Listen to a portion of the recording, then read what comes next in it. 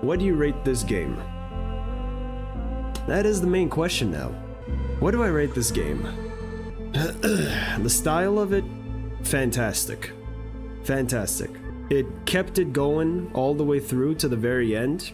A lot of the mechanics, also very enjoyable. But the one thing that is just kinda not for me, is the fact that it's a very grindy game. The fact that it's a very grindy game, it's not for me.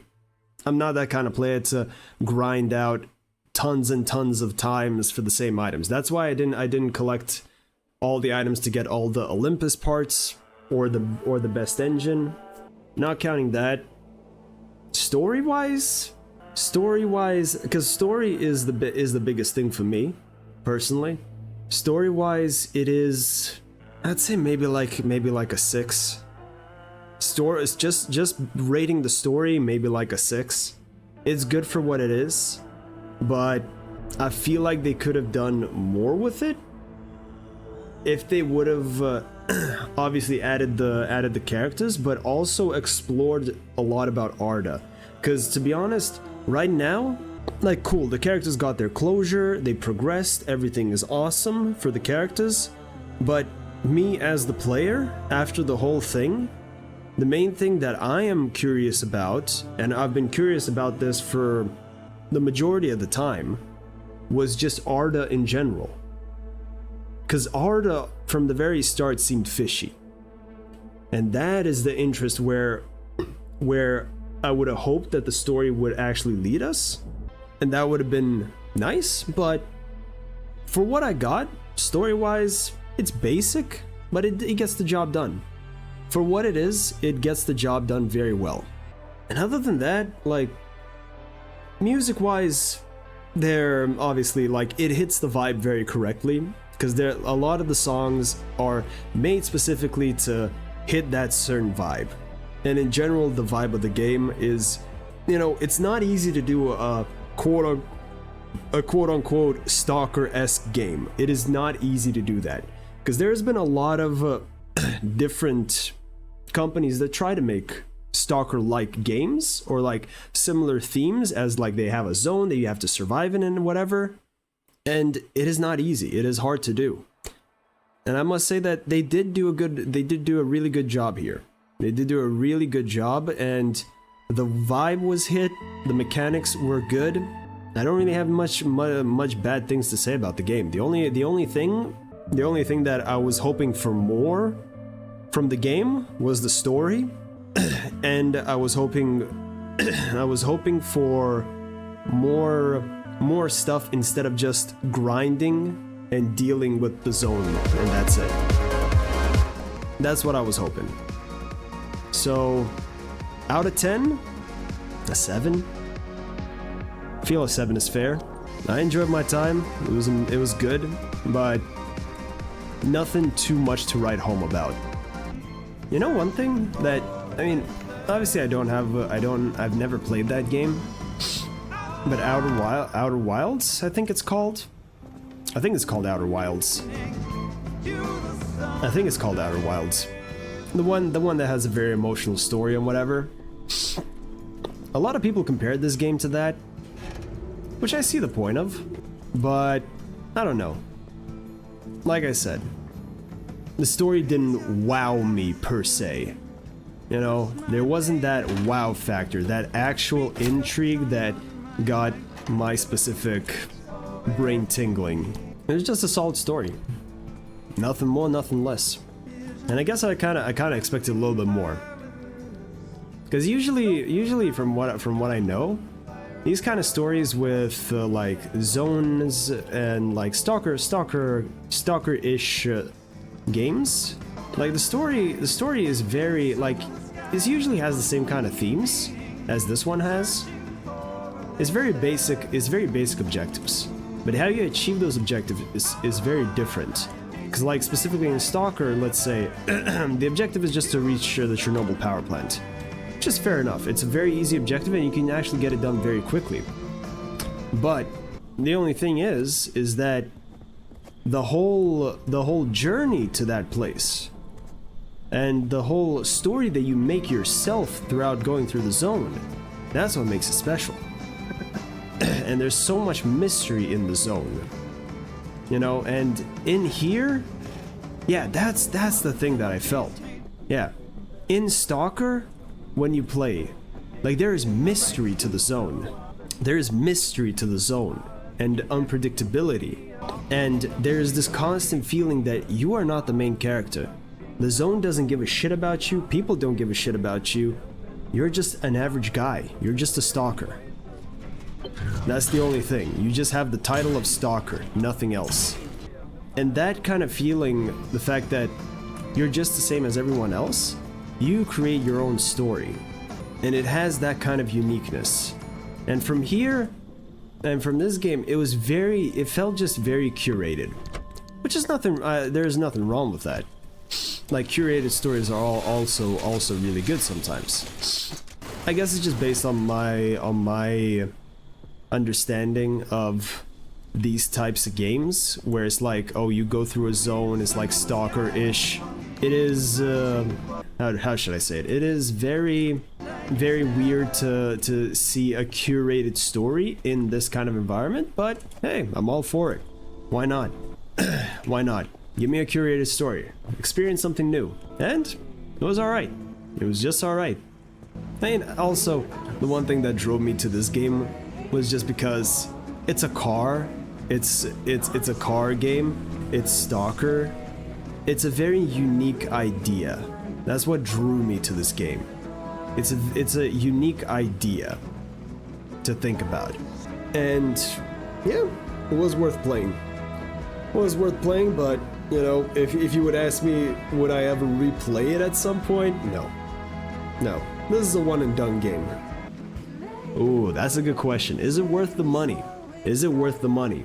Now, if like, just to humor the people, if we're looking by, you know, cost per like $1 equals one hour, then yes. If you're looking at it through that shallow of a lens, yes, it is. And what's the full price of the game? Is like 20 euros or something? 25 maybe? I mean, for what you get, you get a full package story.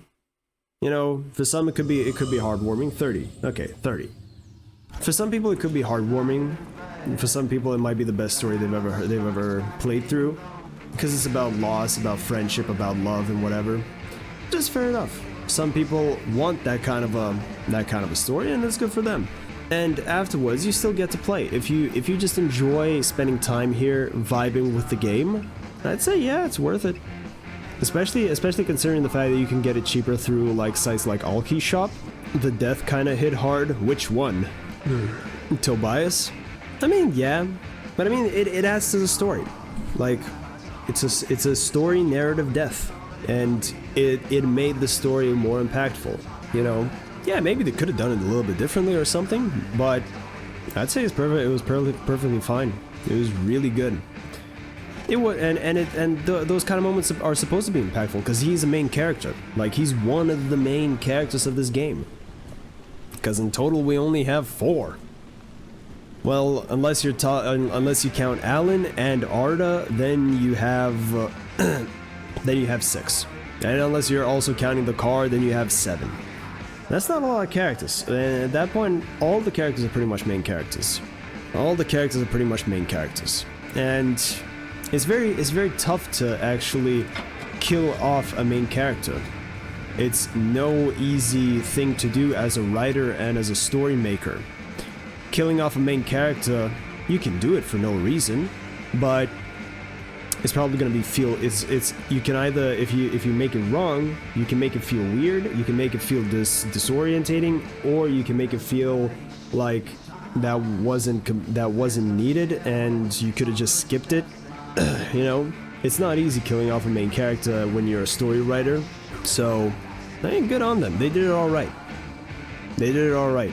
Makar's death in the dead end hit hard. To be honest, that like, also like, some of the things not making sense in the game, sure, fair enough. It said dead end, I guess, but you know, just looking at how the whole zone works, the dead ends don't make sense.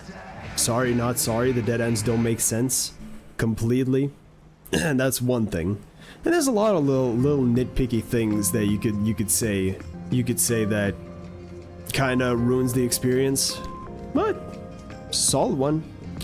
It like, if a game has a lot of nitpicky flaws, so long as it isn't your main focus and it doesn't detract from your main experience, it's perfectly fine. You can have minor flaws.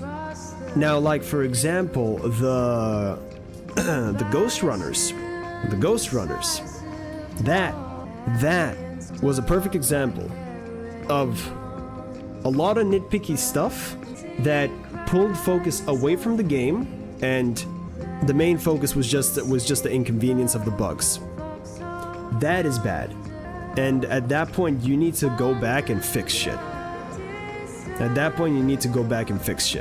But if the bugs are they're annoying and they're minor, and they don't distract you from experiencing the game and moving forward and enjoying the game, then it's perfectly fine. Like, once or twice, yeah, you get salty, whatever, you go through again. So long as it's not so egregious, and it's not too many of them, you're perfectly fine. You're perfectly fine with that. Yeah, that is it. Pacific Drive, 7 out of 10. 7 out of 10, what can I say? You know, I don't know. Maybe the story would have hit a little bit different depending on what time, like what period in my life I would be in, or what kind of mindset I would be in at the time. But I mean, as looking at it as neutral as possible, it is good. I didn't really care that much. I guess it was tragic to lose some of the characters, learn some of the backstory and whatever, but I didn't really have a reason to care. I care more about this car than anything else. I legitimately care more about this car than any other character. Just because I interact with this car. I see this car. My whole existence in this game is this car. I care more about the car, and I think that was mainly in the main design decisions as well. How do I word this now? But just the fact that you just have talking characters that just explain you lore and whatever, I don't know, there's not really much that hooks me for me to care about the characters.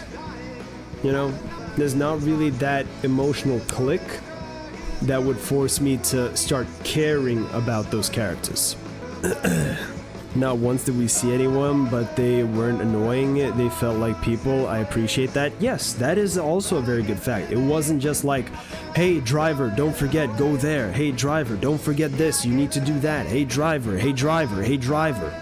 It wasn't just non-stop that. Yes, the main point was the fact that the people were talking to us, but they were interacting with themselves, interacting and going through their own issues. And I would definitely say, if during every single expedition, like if it's not a main, like the main mission, because like whenever we would enter a main mission area, then we would get dialogue.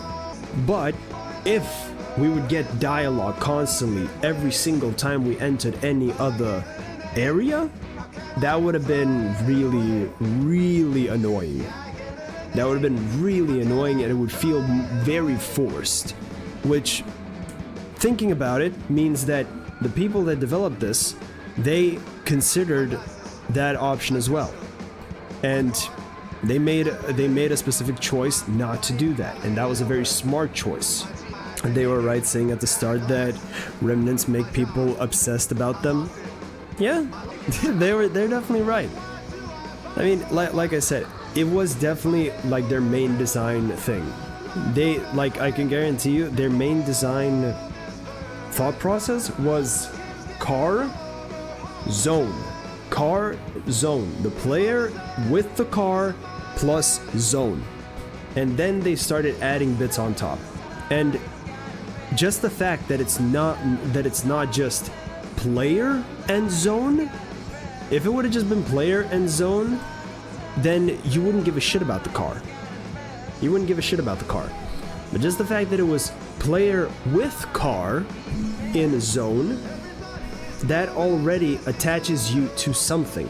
that is a forced game design decision for the player to be attached to something, not only for progression, not only for story, but also for the whole experience, because then all the levels are made by that, because walking all of those maps would be fucking horrible, just because everything is so far away. But the maps are specifically curated so that it's a short experience in every single map, but there's danger in every scenario. Every single area is different. Every single area brings their own challenges. And every single area needs different criteria, needs different equipment for the car to actually survive well in those areas. So yes. And then maybe just from that idea, they thought of the whole Remnant thing. You know? Maybe the story wasn't even made when they were thinking of the game. Like, obviously we'll never know about this, but it is very interesting. Because, like, just digging through the thought process of development is very, very intriguing of how they make games and how they go about it. Because there's a lot of situations where story is tacked on at the end, and sometimes that story is like the best story ever. And there's a lot of situations also where the story was the main driving force for the game to be developed. And that story carried the development through, you know. There's a lot of different ways you can start by making a game. And whichever way you start, it leads to the same outcome. Devs walk up, say, "Hear me out. Stalker with a car. And so Pacific Drive is born." Yeah, I mean, they obviously, like, main inspiration, I can guarantee you, is Stalker and the Metro series. A huge amount of inspiration is definitely from the Stalker and the Metro series. Maybe even Other Side Picnic. You know, the book Other Side Picnic that Stalker is based on. Stalker, Stalker, it all makes sense. Exactly.